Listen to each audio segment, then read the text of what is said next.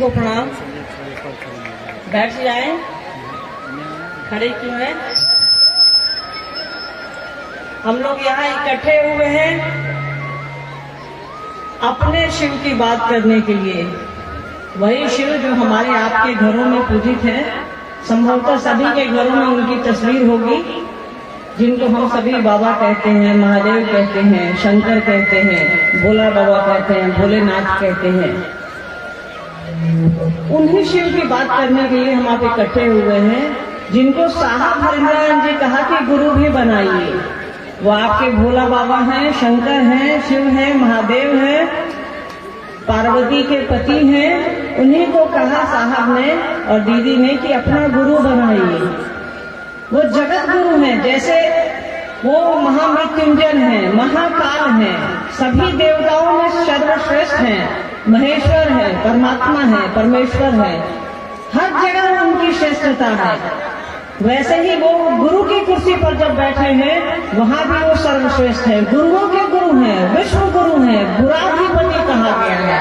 मतलब गुरुओं के अधिपति, गुरुओं के भी जो मालिक हैं वो शिव है। गुरु महादेव को सबसे बड़ा गुरु कहा गया है।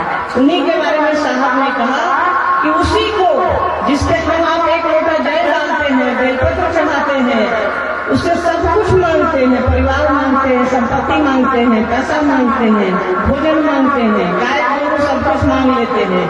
उसी शिव से साहब ने कहा कि ज्ञान मांगिए, अपना गुरु बनाइए, उनसे दया मांगिए। और जब हम आप गुरु बनाएंगे, गुरु दया ही करते हैं। गुरु हमको और आपको सही दिशा पर रखते हैं, चाहे जगत के गुरु हो, लौकिक गुरु हो या शिव जगत के पिता हैं, जगत गुरु है, विश्व गुरु है। उन्हीं को अपना गुरु बनाना है। ये कोई नई बात नहीं है।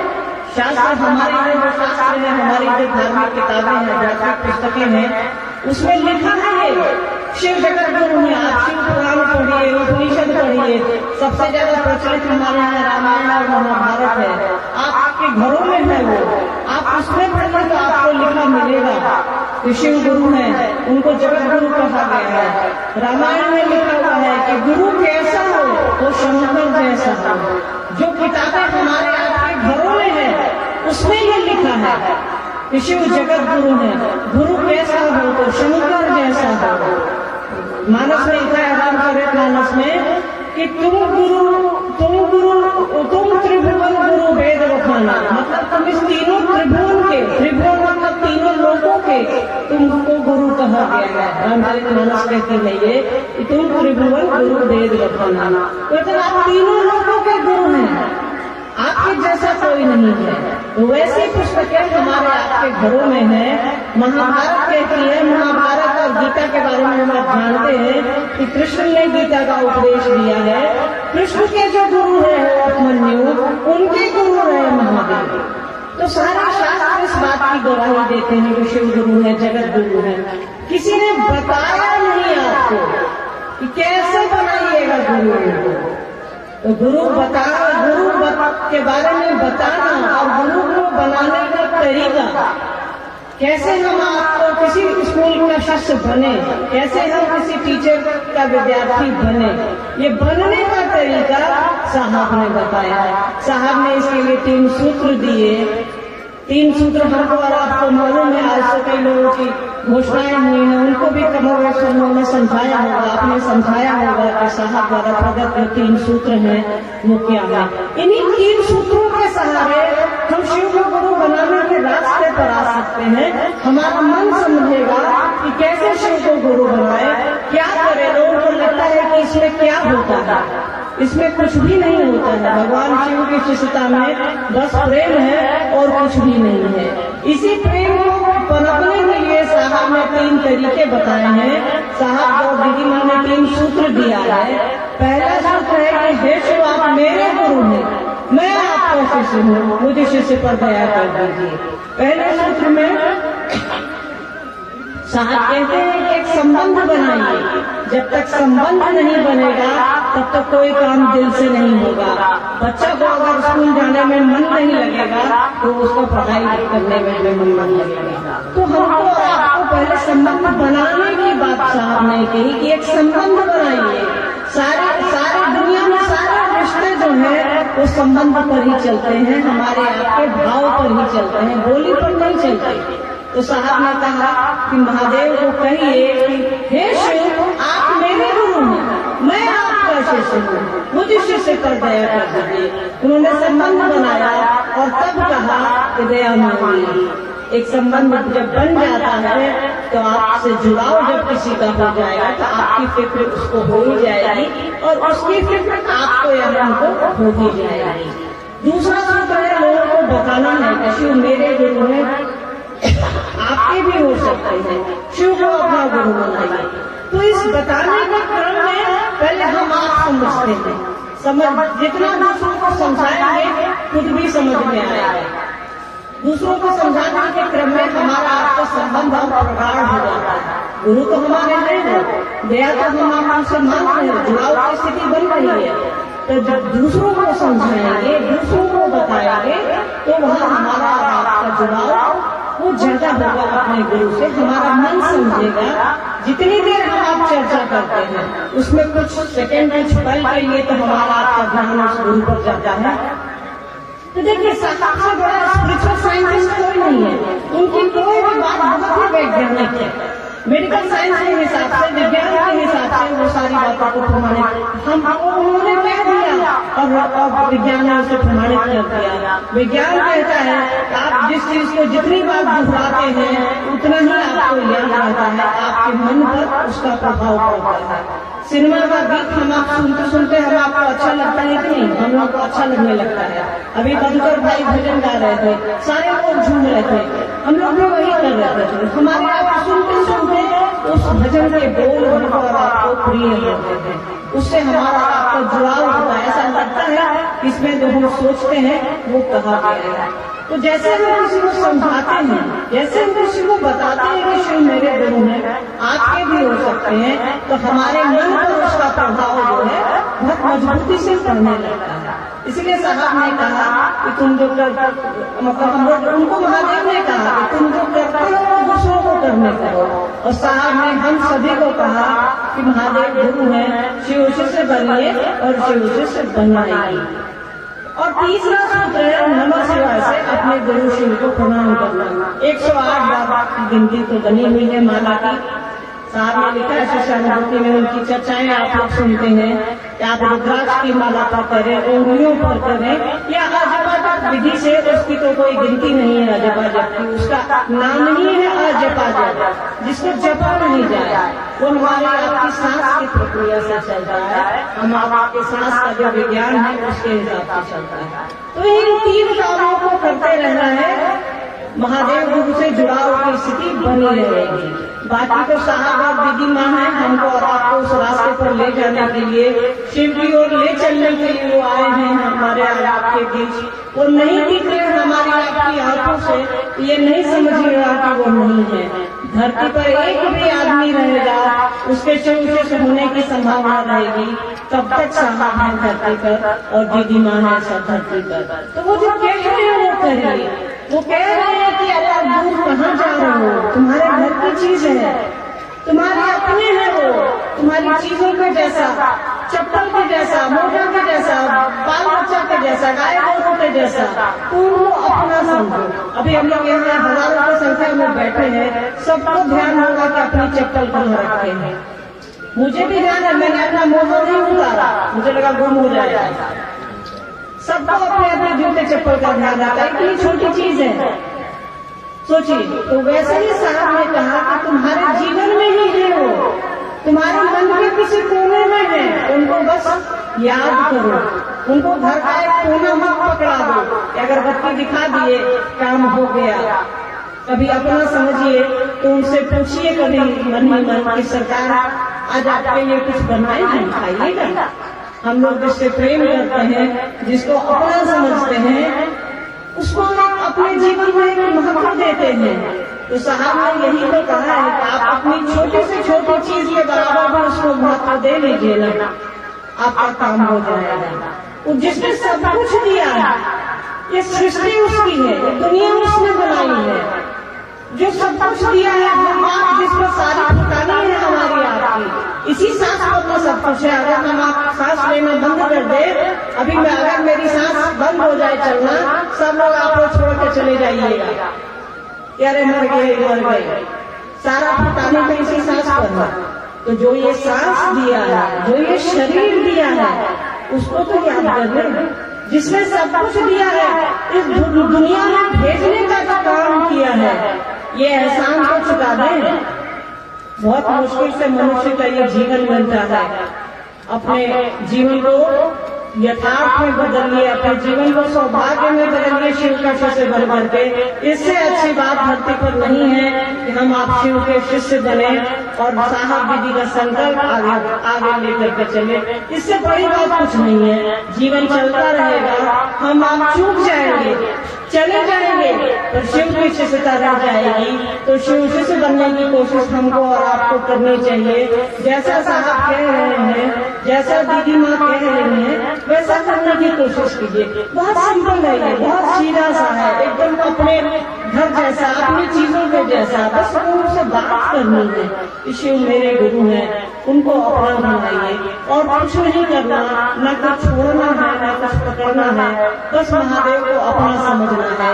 साहब ने कभी किसी को कहा नहीं कि तुम ये छोड़ो, तुम वो पकड़ो, बस उन्होंने कहा कि तुम शिव को पकड़ लो, बाकी कुछ भी छोड़ने और पकड़ने की जरूरत नहीं है। जो करते हैं करते रहिए। आपको कोई त्योहार करना है करते रहिए, आपको कुछ खाना है खाते रहिए, आपको कुछ नहीं खाना है तो नहीं खाइए, इससे कोई फर्क नहीं पड़ता है उसको। पर वो जो कह रहे हैं कि शिव को पकड़िए, गुरु बनाइए, अपना समझिए, उससे दया मांगिए, तो ये करने की हमको और आपको कोशिश करनी चाहिए। साहब की एक चर्चा है, आप लोगों ने सुनी होगी कि साहब कह रहे हैं कि उससे दया मांगिए। वो दया क्यों नहीं करेंगे? लड़िए उनसे हम लोग चीजों के लिए लड़ते हैं। सुनते हैं लोग देवघर जाता है 150 किलोमीटर, 170 किलोमीटर पैदल चल करके, तो क्या मन से हम आप एक सेकंड भी उनको नहीं दे सकते हैं? आपको 170 किलोमीटर जाने की जरूरत ही नहीं है। ये तो मन की यात्रा है, आपके दिल की यात्रा है। आप यहाँ बैठिए, आपका ध्यान घर को जरूर चला गया होगा कि बचवा सब खाना खाया या नहीं खाया, 1:30 बजने वाले हैं, 2 बजने वाले हैं। तो हमारा मन चलता है, शरीर का अपना विज्ञान है, जितना मन चलेगा शरीर नहीं चलेगा। तो मन से जुड़ने की जरूरत है, उसको अपना बनाइए, मन से अपना बनाइए। आप बोले नहीं सकते, लोगों को समझाइए ना कि शिव मेरे गुरु हैं। साहब ने कहा है कि एक दिन झगड़ा करते रहिए, आपको मोहब्बत हो जाएगी। बोलेंगे नहीं सही, कहिए ना कि सरकार आप मेरे गुरु हैं। विश्वास नहीं है तो भी कहिए। साहब ने कहा है, साहब ने लिखा है अपनी पुस्तकों में कि बिना विश्वास, बिना श्रद्धा के भी आप उसको अपना गुरु बना सकते हैं। हम आप जब किसी नए संबंध में जुड़ते हैं, वहाँ भरोसा नहीं रहता है, पर धीरे धीरे शादियां होती हैं, वहाँ भरोसा थोड़ी रहता है। वहाँ हम लोग एक दूसरे को नहीं जानते हैं, फिर भी धीरे धीरे रहते रहते एक दूसरे से प्रेम हो जाता है, जीवन अच्छे से चलने लगता है। वही स्थिति जब छोटा सा छोटा काम हम आप कर सकते हैं, तो क्या शिव को गुरु नहीं बना सकते? शिव को अपना नहीं समझ सकते? जिनका सब कुछ है उन्हीं से हम लोग को दूर है, उनको नजदीक लाइए, अपने जीवन में लाइए, अपने घर के कोने से बाहर निकालिए, अपने मन के कोने में रखिए, अपने दिल के कोने में रखिए उसको। हम लोग तो घर में वो रैक बना देते हैं, रोज अगरबत्ती दिखाए, मन हुआ तो सावन दिखाइए, फिरते एक लोटा जलो डाल दिए, भिगो डाल दिए, बेलपत्र भी नोच नाच के डालिए देते हैं, बस काम हो गया। शिव की उस प्रकृति को हम आप ऐसे इस्तेमाल करते हैं। क्या उस आदमी जिसके माथे पर गंगा है, उसको एक लोटा जल डाल के क्या करेंगे हमारा? कभी सोचा है आपने? जो गंगा को माथे पर रखेगा उसको पानी की जरूरत है। पर परंपराएं हैं जो चली आ रही है, ये विचार विमर्श की चीज नहीं है, पर फिर भी अगर हमारा और आपका भाव हो जाए ऐसा कि सरकार मेरे पास कुछ नहीं है, एक बूंद पानी भी नहीं है आपको देने के लिए, पर फिर भी जो चीज है सब आपका है, आप स्वीकार कीजिए, यही तो चाहिए। बस इसी बात का तो खेला है, बस यही तो करना है हमको और आपको कि मेरे पास देने के लिए आपका कुछ नहीं है। अगर दे भी रहा हूँ, आपका पानी है, आपके पौधे हैं, आपका पेड़ है, आपकी प्रकृति है, आप ही को दे रहे हैं। तो जो सबसे जरूरी चीज है वो देते नहीं है, ऐसे पेड़ को नोच माच देते हैं, जियान कर देते हैं। जो जहाँ कुछ देने में कोई खर्च नहीं है, जो हम दुनिया में सही लेकर के आए, उस शिव ने हमको आपको दुनिया में प्रेम के साथ भेजा है, प्रेम से ही भेजा है, प्रेम के लिए भेजा है, वही रह जाता है।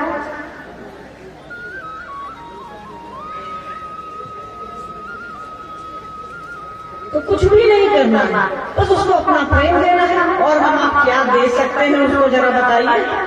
सब कुछ उसका है, अपने ही करके देखिए ना भाई। आँख के सामने चुटकी बजाइए, देखिए आपकी आँख झपक जाती है, पलक झपक जाती है।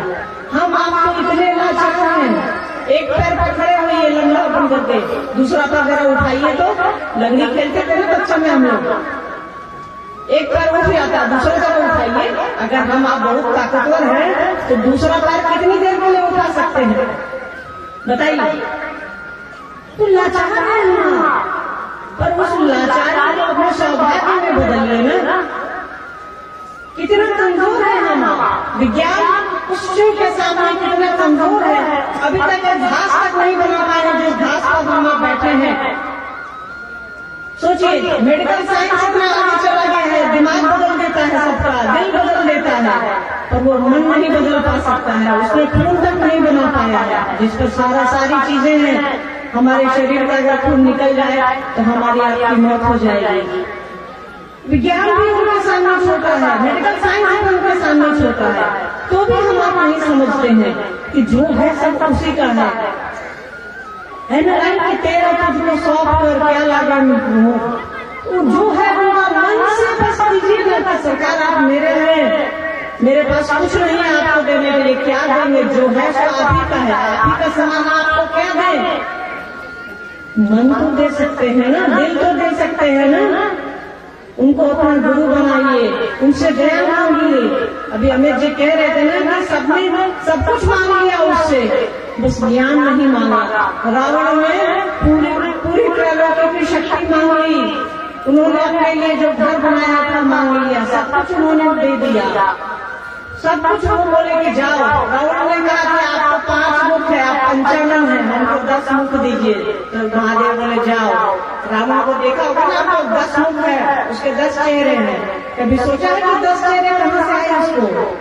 रावण ने महादेव को कहा कि आपके पास 5 चेहरे हैं, पंचानन कहा गया है, आनंद मतलब मुंह, 5 आनंद मतलब 5 मुंह है आपको, तो मुझे ऐसे आशीर्वाद दीजिए, मैं आपका भक्त हूँ कि मैं दशानन कहलाऊं। महादेव ने कहा था उसको 10 मुंह हो गए।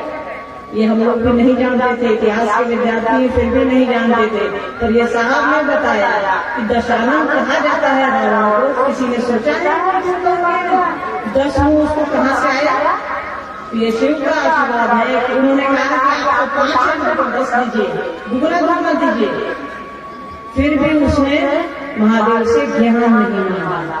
अगर रावण से ज्ञान मांगे रहते तो उनकी स्थिति ये नहीं होती, भेष में ही सही, कपड़ों में ही सही, साधुता बदनाम नहीं होती। क्योंकि उन्होंने बुद्धि नहीं मांगी, ज्ञान नहीं मांगा चीजों को चलाने के लिए, ऑपरेट करने के लिए।